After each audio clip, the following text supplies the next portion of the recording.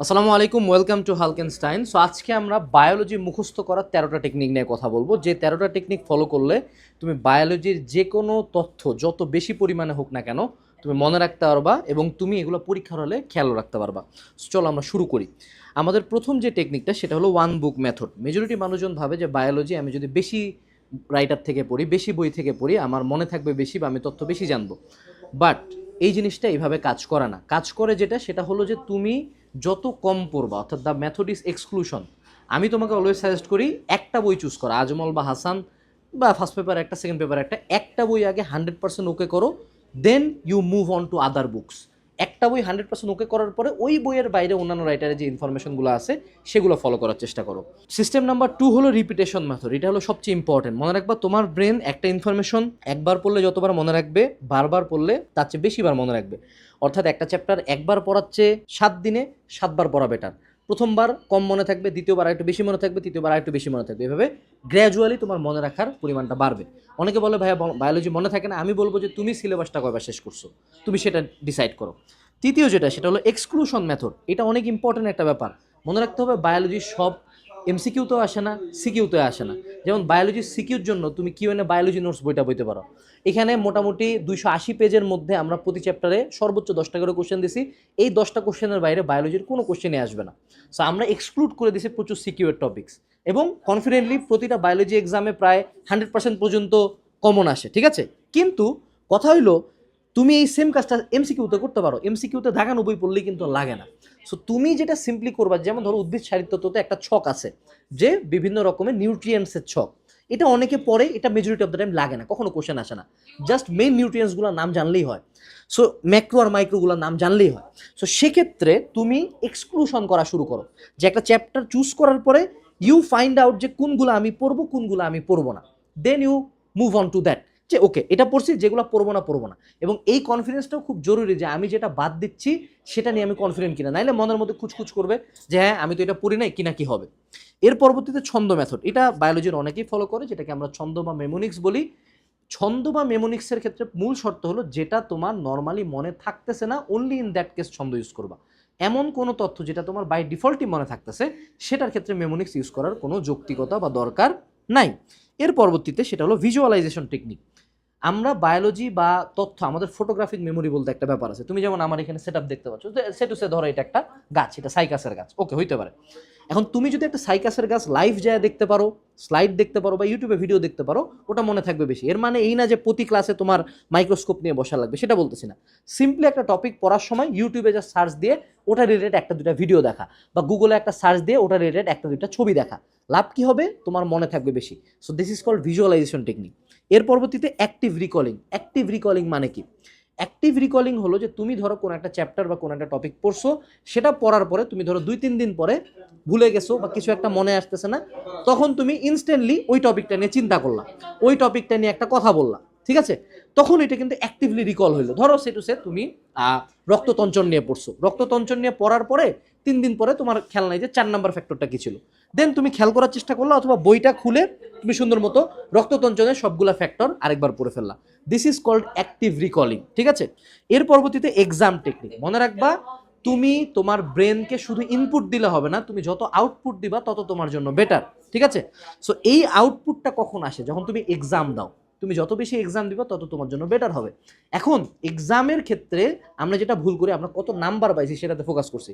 But ভাই, আমি যে 10টা এমসিকিউ ভুল করলাম, সেই এমসিকিউগুলো নিয়ে আমি কেন ঘাটতেছি না? যেমন হইতে পারে যে আমার জনন কোষের ক্রোমোজোম সংখ্যা আমি ভুলে গেছি, ভুল করছি, খুবই simple mistake, but still mistake কিন্তু বেশি মনে থাকে লাইফে। তোমাকে যদি বলা হয় তোমার গুড মেমোরি খেয়াল করো, কয়টা খেয়াল হবে? তোমাকে যদি বলা হয় তোমার ব্যাড মেমোরি খেয়াল করো, তাহলে কয়টা খেয়াল হবে? ব্যাড মেমোরি বেশি মনে থাকে। সো এক্সাম দিবা অনেক বেশি করে, এবং যেগুলো ভুল করছো সেগুলো নিয়ে সেপারেটলি কাজ করবো। যে কোনো একটা চ্যাপ্টার শেষ করার পরে অবশ্যই সেটার উপর এক্সাম দিবা। এটার জন্য তুমি কিউজি টেস্টে এক্সাম দিতে পারো। এর পরবর্তীতে residual volume technique. Residual volume technique কি? যে তুমি কিন্তু এইচএসসিতে হয়তো বা একটা চ্যাপ্টার উপর এক্সাম দিতে পারো, এইচএসসি এক্সামে একটা পুরো পেপারের উপর এক্সাম হবে, কিন্তু মূল অ্যাডমিশনে তোমার 4টা সাবজেক্ট মিলে এক্সাম হয়, ফিজিক্স, কেমিস্ট্রি, ম্যাথ, বায়োলজি। তখন কিন্তু তুমি চাইলেও পুরা সব কিছু রিভিশন দিতে পারবা না, অনেক কিছু তোমাকে প্রিপারেশন ছাড়া যায় এক্সাম দিতে হবে। সো আমি রেসিডুয়াল ভলিউম বলতে কি বুঝি? যে আমার বুকের মধ্যে অলওয়েজ যে বাতাসটা থাকে, এ ধরো আমি নিঃশ্বাস ছাড়ে দিলাম, তারপরেও কিন্তু আমার বুককে প্রায় 400 to 600 ml থাকে। অ্যাথলিটদের ক্ষেত্রে এই পরিমাণটা 1500 ml পর্যন্ত চলে যায়। সো তোমাকে তোমার রেসিডুয়াল ভলিউম বাড়াইতে হবে। রেসিডুয়াল ভলিউম কি, যে অনেক সময় আনপ্রিপেয়ার্ড অবস্থায় এক্সাম দিবা, হয়তোবা তুমি বেশি এমসিকিউ পারবা না, বাট এই যে তুমি আনপ্রিপেয়ার্ড অবস্থায় এক্সাম দিচ্ছ, এইটাতে তোমার ব্রেন রেডি হয়ে যাচ্ছে যে না আমি প্রিপারেশন ছাড়াও এক্সাম দিতে পারি। অনেক মানুষজন আছে রিভিশন ছাড়া এক্সাম দিতে পারে না, এটা এইচএসসি লাইফে করা যেতে পারে, অ্যাডমিশন লাইফে এটা দিয়ে তুমি পার হবা না। ঠিক আছে, এর পরবর্তীতে আসো, সেটা হলো যে আমাদের linking. What is linking? Link করে পড়া। যেমন ধরো আমি তোমাকে উদাহরণস্বরূপ বুঝাই বলি, যে কোষ ও কোষের গঠন যে চ্যাপ্টারটা, এখানে তুমি কোষীয় অঙ্গাণু, প্রোটিন সিনথেসিস অনেক কিছু নিয়ে পড়তেছো। আবার এখানে যে প্রোটিন সিনথেসিস নিয়ে তুমি পড়তেছো, এটা নিয়ে তুমি আবার কোষ রসায়ন চ্যাপ্টারের প্রোটিনে পড়বা। সো তুমি যখন পড়ো, তুমি কোষের রসায়নও যখন আসবা, তখন তুমি একটু পৃষ্ঠাটা উল্টায় কোষ ও কোষের গঠনে চলে গেলা। আবার ধরো সেল ডিভিশনে যখন তুমি পড়বা, এটার সাথে আবার কোষের গঠনে নিউক্লিয়াস নিয়ে অনেক কানেকশন হবে, নিউক্লিয়াসের মধ্যে মেইন চেঞ্জেসগুলো আছে। So then you read the nucleus. অর্থাৎ যখনই কোনো চ্যাপ্টার বা টপিক পড়বা, ট্রাই করো টপিকটা লিঙ্ক করা। এটাতে তোমার জন্য বেটার হবে যে তোমার ব্রেন লিঙ্ক কানেক্ট করে করে পড়তে হলো পছন্দ করে। এটাকে মাইন্ড ম্যাপিং বলে। যেমন তোমরা যারা নোটবুক এলএলএম ইউজ করো, ওরা কিন্তু এরকম সুন্দর মতো ম্যাপ করে দেয়, এই জিনিসটা ওয়ার্ক করে কিন্তু। এর পরবর্তীতে হলো spaced revision. What is spaced revision? দেখো আমরা ভাবি যে আমরা একটা চ্যাপ্টার একবার পড়ার পরে আমার আজীবন মনে থাকবে, এটা ভুল, কখনোই মনে থাকে না। যারা হাফেজ, যারা কোরআন মুখস্থ করে, তারাও কিন্তু কোরআন বারবার রিভিশন দিতে থাকে, পড়তে থাকে, এবং ইভেন হুজুরা যারা খতমে তারাবি পড়ায়, তুমি দেখবা পুরো রমজান মাস ধরে সে পড়তেছে, তার কি মনে নাই? না, বাট সে রিভাইজ করতেছে। স্পেস রিভিশন হলো কোনো একটা চ্যাপ্টার পড়ার পরে 3 দিন, 7 দিন, 10 দিন, 15 দিন, 1 মাস, নর্মালি আমি শুক্রবার এটা সাজেস্ট করি যে 7 দিন পর পর এই সপ্তাহে যা পড়ছি সেটা আরেকবার রিভিশন দেওয়া, একটা সময়ের পর পর, এবং স্পেসটা টাইম টু টাইম বাড়ানো। অর্থাৎ প্রথম দিন আমি 3 দিন পরে রিভিশন দিলাম, তারপরের দিন আমি 7 দিন পরে রিভিশন দিলাম, তারপরের দিন আমি 10 দিন পরে রিভিশন দিলাম, এভাবে রিভিশনের স্পেসটা বাড়ানো। এর পরবর্তীতে আমি রাইটিং আউট পয়েন্টটা সাজেস্ট করবো। তুমি চাইলে যে কোনো একটা টপিকের উপর নিজে বসে লিখতে পারো। যেমন তোমরা বায়োলজির বিভিন্ন সিকিউ পারো না, বাবা সিকিউ শুধু মুখস্থ করা হয় না, তুমি কয়দিন রেপ্লিকেশন নিয়ে পুরো একটা সিকিউ লিখছো, তুমি কয়দিন হৃৎপিণ্ডের প্রস্তুতিটা আট করে লেখার চেষ্টা করছো, তুমি সারা বছর পরও পরীক্ষার হলে যে আউটপুট দেবা, এমনি তো কাজ করা না জিনিসপাতি। সো তুমি চাইলে লিখতে পারো। লিখবা কি? এই যেমন ধরো আমাদের বায়োলজি নোটসের যে সিকিউ বইটা, এটা তোমরা প্রায় 10-15 হাজার মানুষজন কিনো। তুমি একটা চ্যাপ্টারে সবচেয়ে ইম্পর্টেন্ট প্রথম যে 3টা সিকিউ আমরা দিছি, সিকিউ তো না, ডিরেক্ট কোশ্চেন, প্রশ্ন উত্তর, 3টা প্রশ্ন উত্তর নিজে লেখার চেষ্টা করো, দেখবা ওই প্রশ্নটা পরীক্ষার হলে বেশি পারবা, না লিখলে মনে থাকে কম। লাস্ট বাট নট লিস্ট, সেটা হলো স্লিপ সাইক্লিং। এটাকে আমি নাম দিয়েছি স্লিপ সাইক্লিং, বাট এটা একটা খুব মজার জিনিস। আমি যেটা করতাম, আমি যে কোনো সময় ঘুমানোর আগে আমি কিছু পড়া পড়ে ঘুমাই যেতাম। এটা লাভ যেটা হয়, তুমি যখন ঘুমানোর আগে কোনো কিছু নিয়ে দেখবা, চিন্তা করো, তুমি দেখবো ঘুমের মধ্যে স্বপ্নে তুমি ওই জিনিসই দেখতেছো। তো তুমি যদি ঘুমানোর আগে পড়ো, পড়ে টোরে মনে করো সুন্দর মতো বইটা বালিশের তলায় রাখে দিয়ে ঘুমায় গেলা, ঘুমের মধ্যে তোমার সাবকনশিয়াস মাইন্ডে ওই জিনিসটা চলতে থাকবে।